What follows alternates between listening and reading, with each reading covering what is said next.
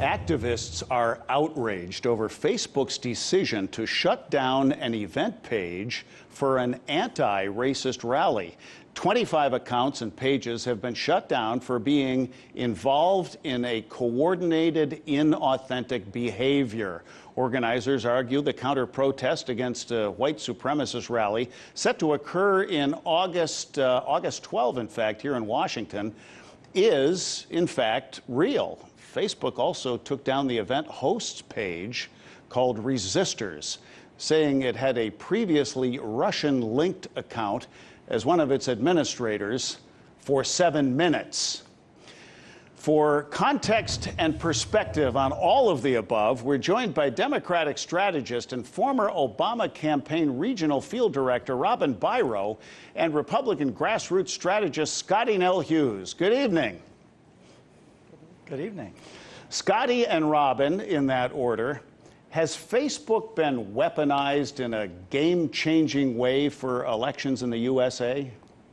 Well, let me start off right now by saying that it's 7 o'clock here in Nashville, Tennessee. This was our primary day, election day for across the state. And as I spent the day out, Holland, I kind of talked about what your last segment touched on. Are you really concerned about Russians or any international group hacking your elections when you go in there and vote? And I have to tell you, in middle America, they are not concerned about the Russians. They're not concerned about corruption coming from abroad. They're concerned about corruption that's happening here in the United States. They were very upset that there was more than 384 pages on whitehouse.gov of corruption of officials here in local elections that did things from voter fraud to taking ballots to having people vote in different districts, the same person. That is the concern. So this whole idea that we saw, this kind of dog and pony show that we saw at the White House today, actually I think is going to hurt the appearance of the White House with the everyday American who's not concerned international. They're more concerned about what's going on here at home, and that involves Facebook as well. If we can't trust the voters to have enough intelligence to tell from the fake from the real, then I think we're starting to insult American voters more and more, and that doesn't work. Robin, I think Scotty is onto something with this event at the White House playing out in living rooms across the USA. But has Scotty given us a false choice? Can't you be concerned about what's happening there in Nashville and where you are in Atlanta and what's happening nationwide? Yes, I'm very concerned, and I don't want to underestimate the intelligence of the average American. I agree with Scotty Nell Hughes that it's up to them to decide what is real and what is fake, but, you know, psychological operations seek to just confuse the voters, and by putting out all of this misinformation, that's exactly what they do. And you've seen now a spin-off group, QAnon, definitely doing that by putting out tons and tons of misinformation, and now they think they're all investigating conspiracy theories and putting that out. So, and it's mushrooming. You saw at Trump's Florida rally all of those signs. So I'm concerned that this is picking up some steam, and that people are starting to think that these conspiracy theories are actually real and they're being perpetrated by social media. So that's a concern of mine. I've seen it everywhere. I've seen it on Reddit, Facebook, all over the place. Well, Robin, as one intelligence officer after another today recited very similar scripts in that White House briefing, did it strike you as defensive? Because after all, if this so-called meddling could have influenced the election, it could delegitimize the election results, correct?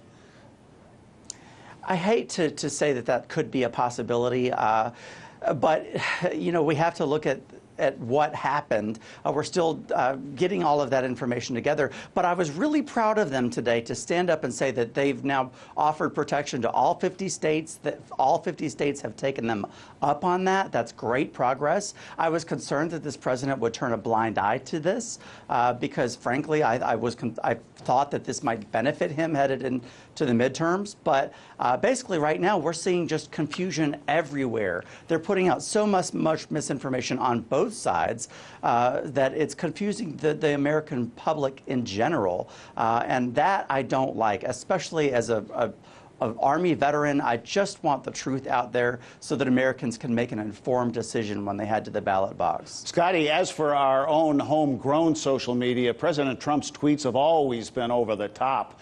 But to the trained eye, his tone on Twitter seems to have gotten more defensive as the Manafort trial began. As he was being impeached, Bill Clinton was praised for compartmentalizing. Are you concerned that with so much coming at him from so many directions, President Trump will get less accomplished?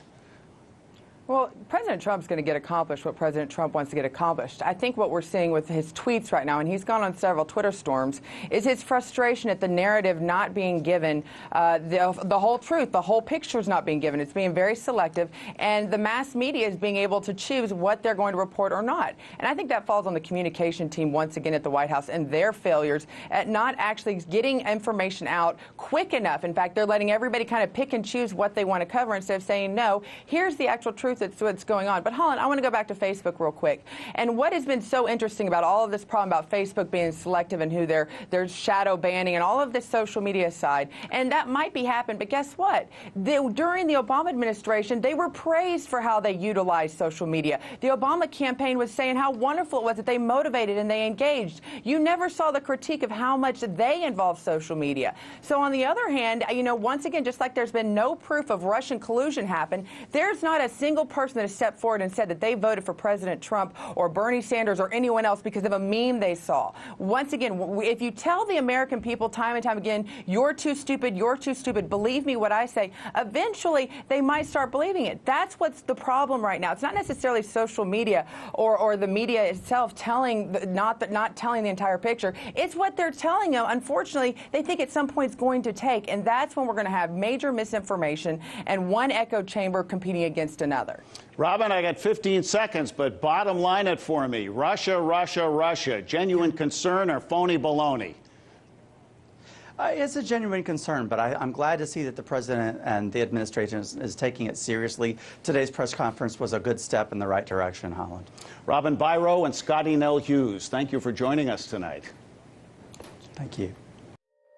Hey YouTube, thanks for checking out our channel. We hope you enjoyed the video. We have tons of content for you just like this. For more of RT America's one-of-a-kind news and analysis, be sure to subscribe and never stop questioning more.